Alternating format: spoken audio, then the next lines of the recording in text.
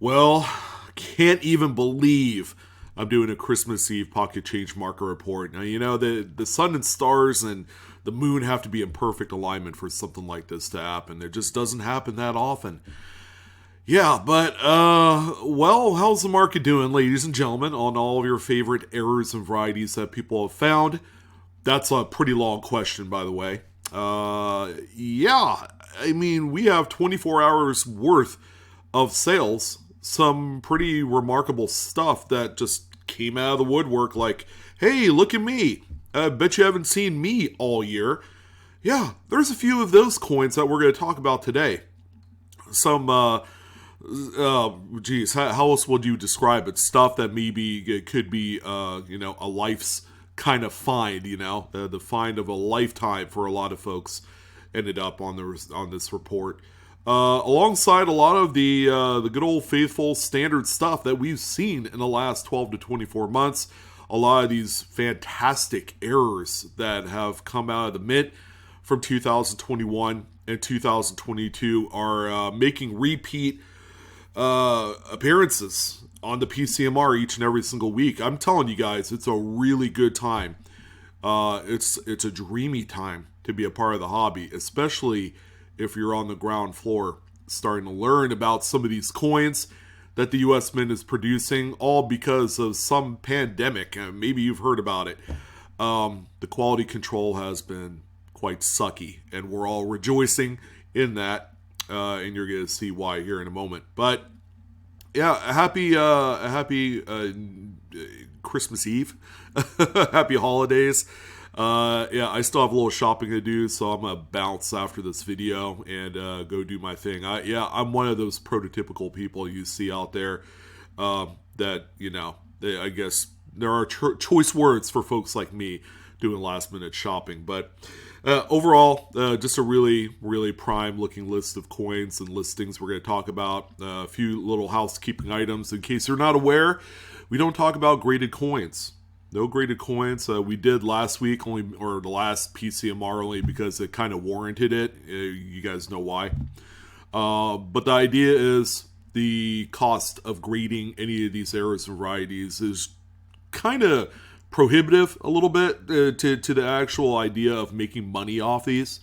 So don't do it if you can absolutely help it. I would say 98% of the coins, errors and varieties wise, can be sold as is, and they'll do just fine. All of the listings as well will have the original photos. You're going to see some of the best and some of the worst. My goodness. There were a few worst on today's list that we're going to talk about. So you'll get a little bit of a photography lesson in addition. So, thank you guys for tuning in. Let's go ahead and wrap up the last 7 days of the year in truly Blue Ridge Silverhound style. All right, so the first coin we're going to talk about today. No, it's not for two coins. However, there's a pretty good comparison model here. The coin that's being sold is the coin on the right, which is a 1999 Lincoln Memorial cent with a broad strike error. Broad strike occurs when the collar that holds the coin or the planchet in place during the process of the strike malfunctioned or is simply just not there. So in this particular case, if there is no collar to hold the coin in, you're going to get a lot of metal flow that's going to expand outwards. Okay, I've used this analogy before, and I think a lot of folks like it. It's like pressing your thumb into a ball of Play-Doh and making that maybe 1-inch ball of Play-Doh, make it a lot bigger because you did just that. Same thing for this coin. The nickel isn't part of the sale, but it is a comparison to show you how big these broad strikes can get. That Lincoln cent is pretty much the size of a nickel, which in case you guys have been living under a rock, is a bigger size than the Lincoln cent. Here's a little bit of a reverse image just showing just the deep cupping of the coin during this process. And yes, it is a Zinkin, so it's a good time to sell these anyways, only because it's one of the more common dates of this error for this period. But if you're collecting, make sure you're finding one that doesn't have as much corrosion because the zinc core reacts very strongly toward like moisture and chemicals and things like that. Even the oils on your skin, especially if these things have been touched, we'll do a number of them over time. These things are not long for the world. So if you're going to collect them, make sure that you find one that is untouched, in the right areas. This one, by the way, sold for $12.79 with 9 bids. A lot of bidding activity, by the way, this week, more so than the traditional add to cart, buy it now listings. Here's another one right here. Another Jefferson nickel, or a Jefferson nickel. We did see a nickel in the previous listing. This one is off center by about 60-65%. The seller used 60% in this case. No readable date, which to a lot of collectors of these type of coins and errors, that matters to them. Because they do collect them by date, and they like to assemble an entire series or decades worth of these off-center strikes. But still, very solid sale here at $27.29. This time with 9 bids on this one. All right, so there were a few of these crown die chips that did sell. I mean, you guys remember these, right? Just over a year ago, these were found in circulation, and they were all the rage. It's like it was a virtual treasure hunt to find some of these, and I would say it's aged gracefully, but we're to the point where a lot of these examples have truly bottomed out, but still worth a little bit of money. So you guys need to know where these things sit at a year later. Now the coin that you see here before you has some circulation wear. Okay, that's pretty much par for the course 12 months later as you're sorting through coin rolls and going through change and things like that. Pristine, premier examples are few and far between. And all it takes is 12 months to really see that attrition happen in circulation. So this one right here also has a fingerprint right on the obverse. You can see the swirlies in the fields there. But if close up, the crown is actually just a die chip on top of Washington's hat. On the reverse, this is probably one of the smaller examples, an earlier progression or state, as you would put it. This one right here, ladies and gentlemen, sold for $12.10 with 4 bids. Considering the size and shape of it, I'd say that's a fair amount of money for something like this. Here's another example, this time with a little bit bigger crown die chip. The coin itself looks a little bit better. It doesn't have the unsightly fingerprint on the obverse that seems to kind of shy away a lot of people that want to find some of the earlier progressions of this die chip, because there are still a number of folks out there that's looking to assemble every kind of progression state that they could find, from the smallest die chip to the full-blown terminal state, I guess is what you would call it, or kind of like late progression or advancement of that chip. This one right here, you can see a little bit bigger, much better looking coin. This one right here sold for $20.60 here in the last day. All right, so photography lesson number 1. I've used photography lesson number 1 quite extensively. Take a full image of both the obverse and reverse of the coins.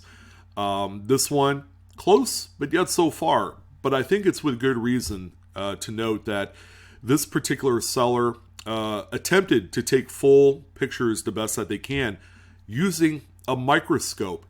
Now, a digital microscope, that is. Now, this is one of the detriments with relying too heavily on a device like a digital microscope. Number one, obviously, it's hard to take full pictures of a coin with a digital microscope, especially much larger coins. I mean, it can be achieved, like Roosevelt dimes, and in certain cases, depending on the model, it could certainly do that with a Lincoln cent.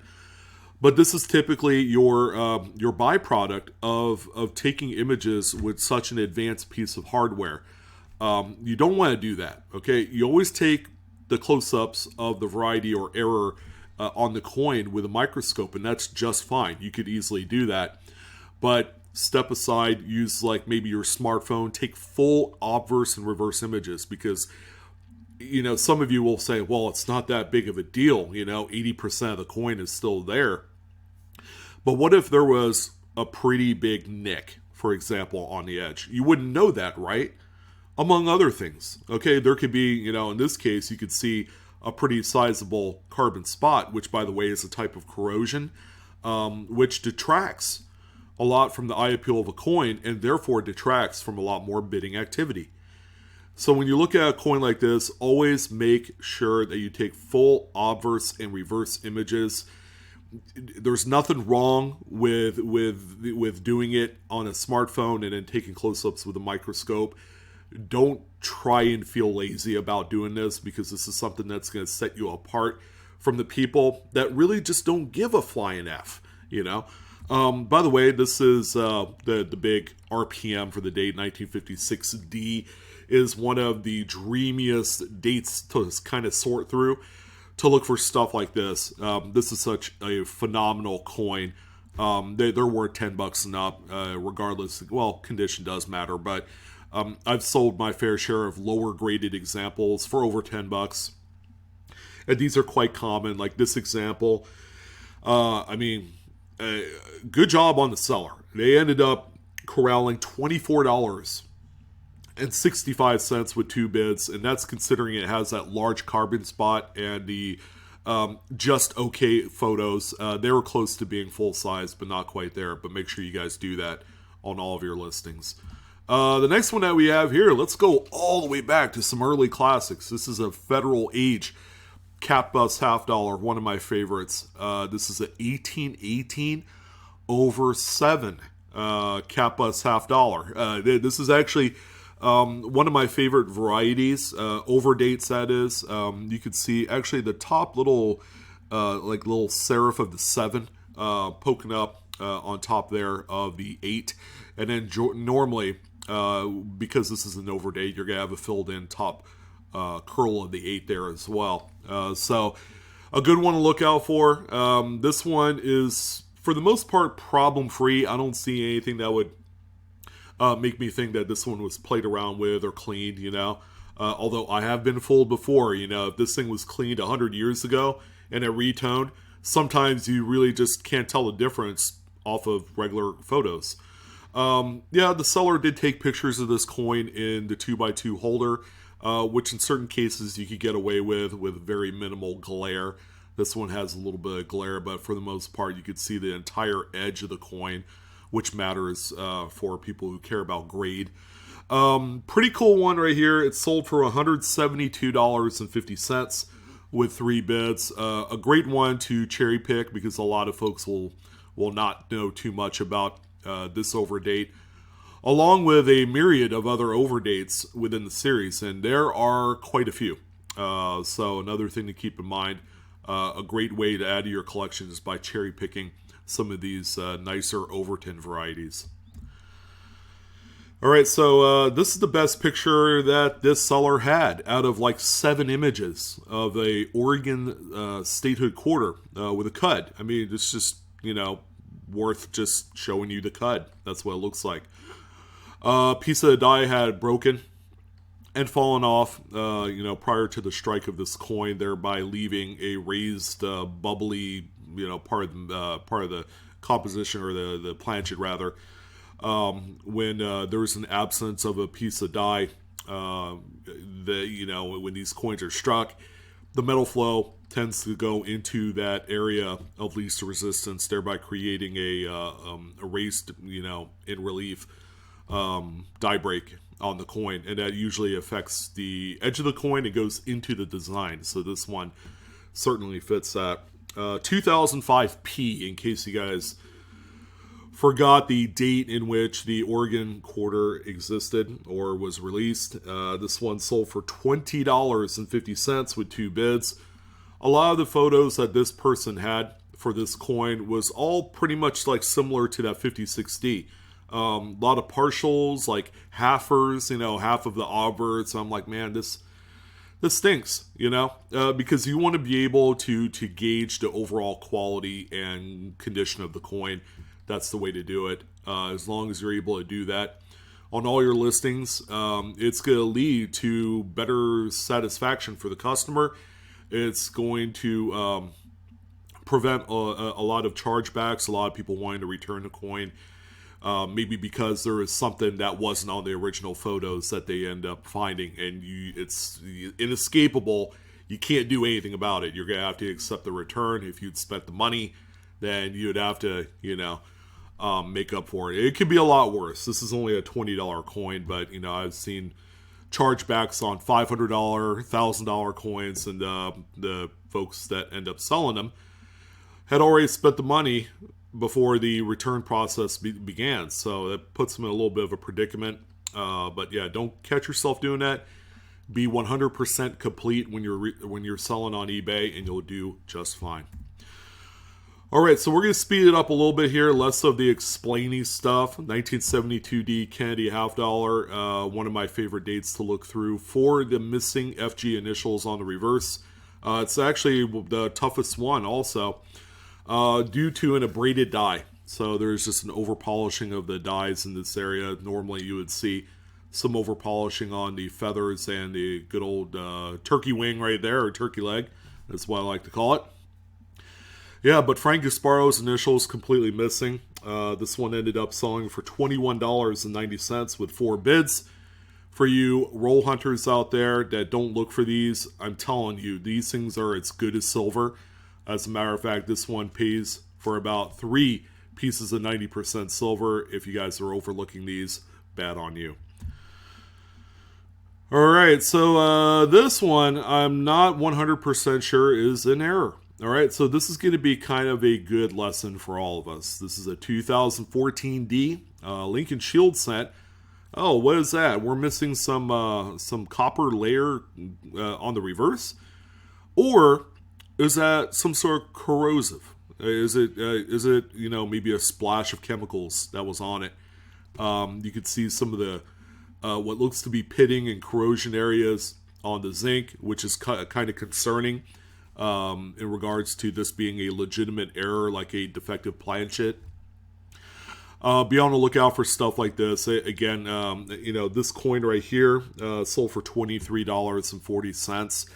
I'm just not 100% sure that this is something that I would be bidding on. Again, this is all, kind of like using a little bit of a lesson in recognizing some of the things that could possibly be problematic later, especially if you're interested in like reselling it or grading it. Again, you don't have to grade stuff like this, but just be mindful that these things can be deceiving. I'm not saying with 100% certainty that this is legitimate or not. This is kind of like up in the air for me. $23 is not an expensive lesson, but make sure you're doing your homework, consult with some error experts, and find out if this is the real deal. All right, we do have a couple pieces of currency, and they're all like in the middle of today's PCMR. We have this 1988A $5 bill, pretty nice crisp example. The front of the note looks a little bit faded, right? Not as robust and as dark as you would want it to be, and that's with good reason, because this is a little bit of a front to back wet ink offset transfer. So the impression cylinder had a little bit of that black ink. This is kind of like the paper equivalent to a clash dies, if that makes sense. So when it printed the back of the note, the ink or the impression of the black ink on the impression cylinder transferred to the back of the note, thereby leaving this ghostly image, which is really cool. But you also want to make sure that your wet ink transfer is mirrored. It's backwards. Everything's going to be backwards and will read as that. So you notice the 5s are all mirrored compared to the regular 5s that are on there. This one right here, in its great state of preservation, this thing looked like it came out of a bank strap, sold for $145.55 with 29 bids. A ton of bidding activity on this one. 1938 D over S Buffalo Nickel. This is such a great looking coin, by the way. Very, very minty. Nice high end example. Yeah, I mean, these things can be cherry picked in this condition because a lot of these 38s were hoarded in such high grades because it was a transition point to the new Jefferson nickel design. But there's a number of RPMs, a few overmint marks. This is one of my favorites. Just a really messy looking mint mark situation here. You can see the underlying S with the inner curl of the S poking through the inside of the D there. This one right here ended up selling for $65.98 with 2 bids. I happen to know that these coins can get particularly expensive if you had sent them out to graders and they come back like a 67 or higher.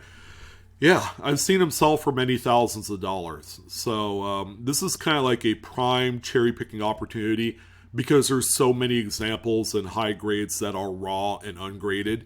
It's going to take a true leap of faith to send these out in the hopes of getting back a high grade, but make sure you're very discerning in your cherry picking. Only accept the highest grades possible. Make sure they are absolutely clean, and you will do no wrong. Here's our next piece of currency, this time a 1969B $1 bill. Yeah, a little bit of a miscut on this one here, a little bit of a misalignment as well. You can see the overprint shifted what appears to be to the left a little bit. In reality, the overprint is perfectly centered on the actual note itself, but you see the number 2 print, which is all the black, and George Washington shifted over. And you can see that on the reverse as well. So the sheet was, after the first and second print, the sheet was kind of shifted over a little bit before that overprint was applied. And that leads to a very dramatic looking note. This one sold for $62.39 with 24 bids. Here's a good one here that we don't see too often. 1980 Lincoln Memorial Sen. It's a P-Mint example. Yeah, this is a little bit of a broad strike here. Pretty well centered, I would say, and in pretty decent shape too. I'm sure someone looking for this date, which is, by the way, not a really common date to look for either, will want this one. This one, a best offer was accepted. I couldn't get the actual number as to what it sold for, but the seller was asking $22.95, and he or she accepted some amount of money under that. So there you go. Yeah, pretty nice error here. Again, a date set type of coin if I ever saw one. All right, I believe this is our last piece of currency on the list. But yeah, much like the previous example, we have a pretty gross misalignment of the, second and third print. Yes, first and second print. The first print is the back print that you see here in green, and then the second print is all the black that you see with the fives and Abraham Lincoln and all that there. So the overprint is centered perfectly for the sheet. Again, the sheet was kind of misaligned when the overprint was applied. This one here sold for $155.37 with 27 bids. Looks like an example. I think all 3 notes sold from the same seller, by the way. Just a little observation, but pretty cool stuff here. Always look out for these. You can even find these on much newer notes. There's the back again, showing that kind of like shift and misalignment. 1984P, Washington quarter, quite minor here, but slightly, probably off-center. I would say more off-center than a broad strike, by very little. We're talking like 7-8%. Common date, by the way. We see these all the time. This one sold for $38.94 rather. Nice higher grade example, although, again, taking pictures in a 2x2 with all of this dust on there is not really a good quality look. 2x2s are, I would say, a dime to 100. They're that cheap. So take them out of the holder and take good quality photos. All right, so this one right here, guys. This one is it could be an absolute monstrous find, or it could be a heartbreaker. All right. 1959 Lincoln Memorial Cent. The seller had mentioned that this was struck on a wrong planchet. Now, it's not going to be a U.S. planchet of any type. It's not a coin that was struck on a silver dime planchet because the coin is the correct size. You can see that none of the stuff on the edge is cut off or anything like that. This is just the perfectly struck example here. So what does that leave it? That's the question of the day. Now, was this Lincoln Cent planchet punched out of, say for example, a nickel strip? Could be the case. Don't know. Could this coin, because it's the 50s and we saw a lot of this, was this struck on a foreign planchet of some type, like a coin from South America, or a planchet from like a 5 centimos planchet or something like that. That's not copper or bronze or brass for that matter. There's a lot of things here. Now, I would say every time someone sells something like this, I'm like, first inclination is, okay, I'm about 95% sure that this should be in a graded holder. This is like one of those instances where if you don't really trust yourself in what you have, always send it off to a grader, spend the 50, 60, 70 bucks to do it because it's going to be worth it. And then find out what it is. I would probably say sending it to NGC is probably the best bet because they could actually check out the metal composition of these coins. You'd have to pay a little bit of a premium fee for it, but again, it's worth it. Now, the coin does not appear like it was plated. I will say that. Generally, with plated coins, you won't have the kind of luster that you see on this example, which makes this a very intriguing coin on the list this week. And again, this is like a coin that we don't see all year round or all year. I don't think I've seen one of these in probably 3-4 years for as long as I've done the PCMR. But check out the edge there.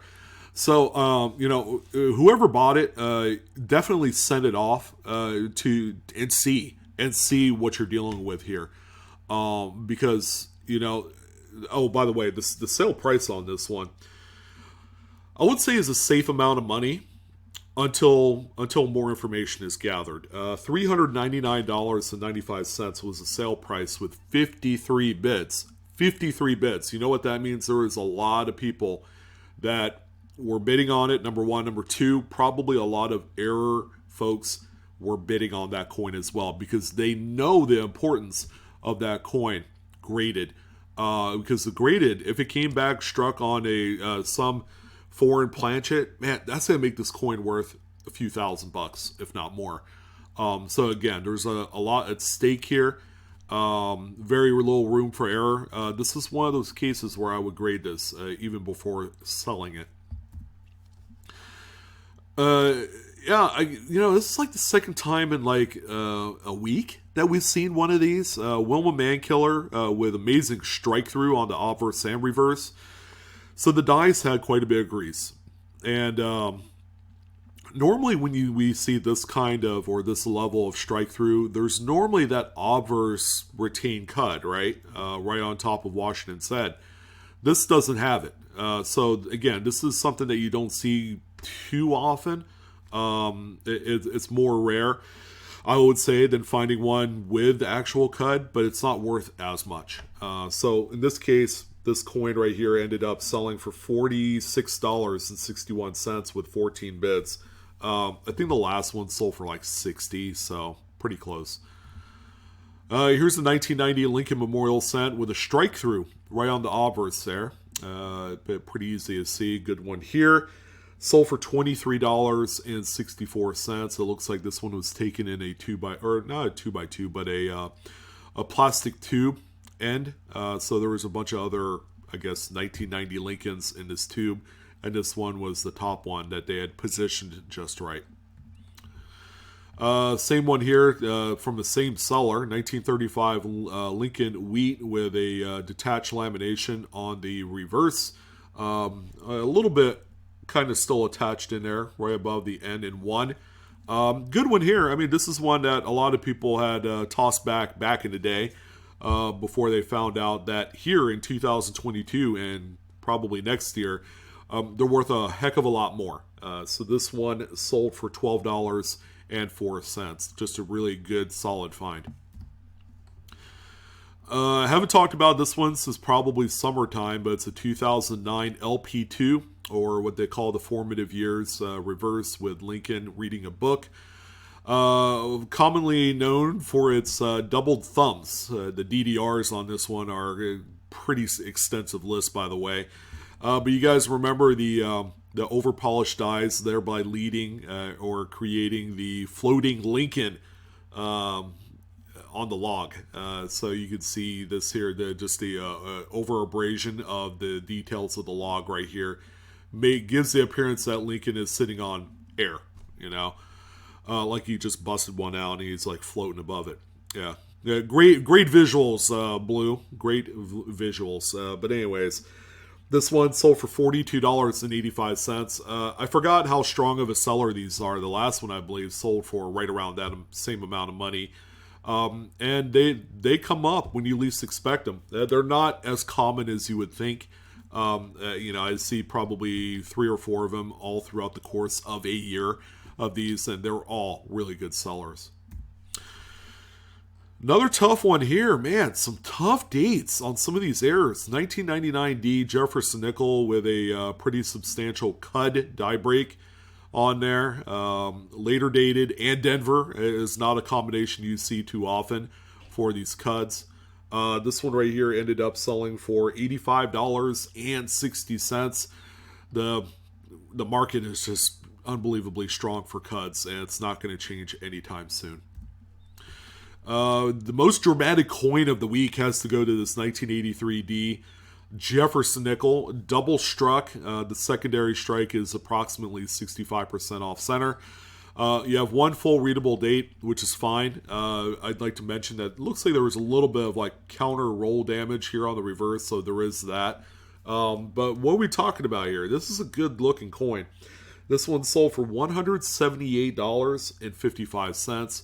I get all warm inside when I see stuff like this, because this is about the most dramatic errors that you can find, short of like a actual die cap or a triple strike or something crazy like that. But man, what a good looking find, and it's raw, not graded.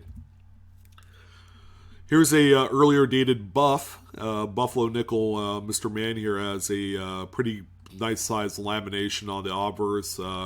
For condition notes, there is a pretty deep scratch here on the reverse. Not the prettiest coin, but boy, such an early date, and collectors do collect Buffalo Nickel laminations, which is a very common event, by the way, on this series by date. This one right here sold for $55.95. A good one here, one of my favorites till the end of time, 1961 D over horizontal D RPM. Always look out for this one. They are more common than you think, but it's one of the coolest RPMs, showing that rotated Denver mint mark that was punched that way into the working dies and then corrected. And they didn't care to, scrap the die. It was just not that big a deal, and it still isn't. But this one right here sold for $34.71. It's also the FS501 in the Cherry Picker's Guide. This seller sold a duo of 1983P Washington quarters, both off-center by a little bit. And good-looking pair, very nice high-quality coins. This is one of the more common dates to encounter of an off-center or broad strike. This 2-coin lot sold for $27 with 12 bids.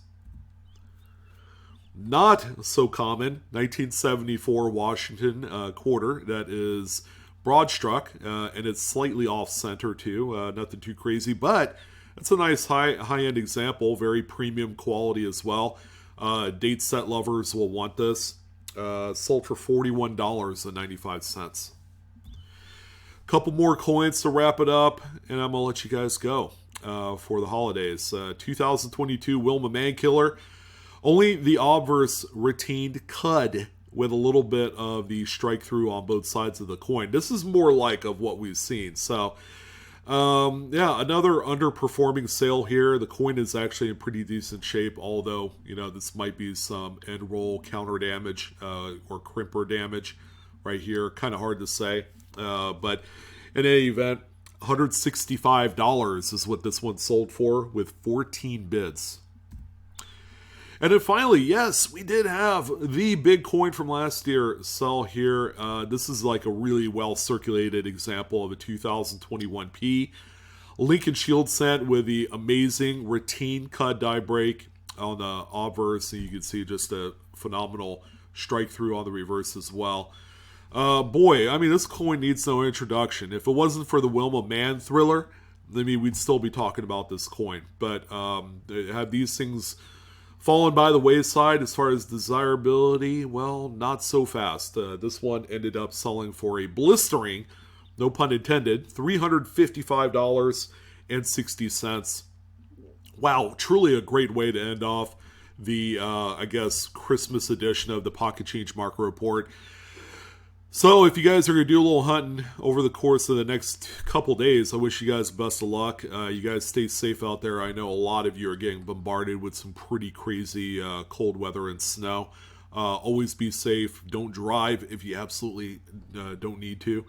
But that's going to go ahead and do it for this one. I will see you guys for one more time on Wednesday for I think the last PCMR of the year. We'll see. I might do one next Saturday. I don't know. But I'm your host, Sean, with Blue Ridge Silverhound. Don't forget to love, share, and subscribe to my videos and content and channel. If you haven't done so already, come follow me on TikTok as well if you like the shorter stuff. But I am out. You guys take care. Have a good one. Love you guys. Merry Christmas. Happy holidays.